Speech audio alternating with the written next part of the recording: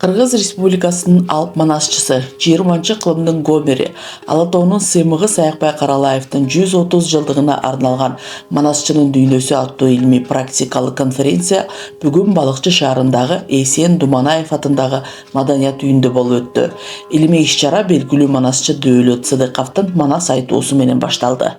Adasıp жазып албаган таа ошондо жаннаре ажалы жеткен барбаса түрүк утун салган түрүк албаган.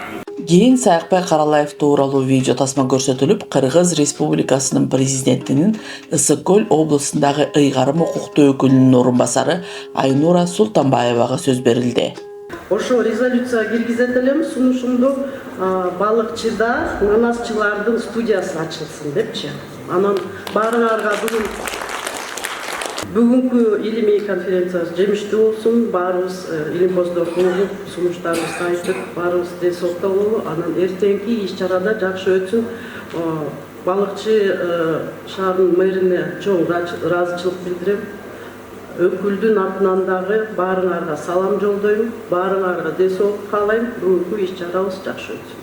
Андан соң шаар мэри Азамат Арнабек уулу сөз сүйлөп, алып манасчынын мурасын келечек муунга сактап калуунун маанилүүлүгүн белгилеп өттү.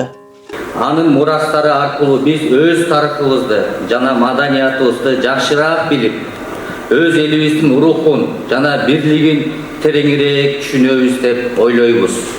Саякбай Каралаевдин чыгармачылыгы бул биздин элибиздин ишенимдерин, баалуулуктарын жана көз караштарын чагылдырган асыл мурас.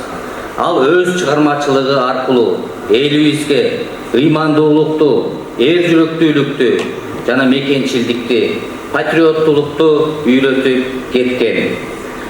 Бүгүнкү конференция бул биздин улуу манасчынын мурастарын өнүктүрүү жана келечек муундарга өткөрүү үчүн маанилүү кадам деп ойлойбуз. Саякбай Каралаевдин мурастары кыргыз эли үчүн туруктуу өнүгүүнүн, бирдиктин жана тарыхый санаа сезиминин негизи болуп калуусун тилейбиз.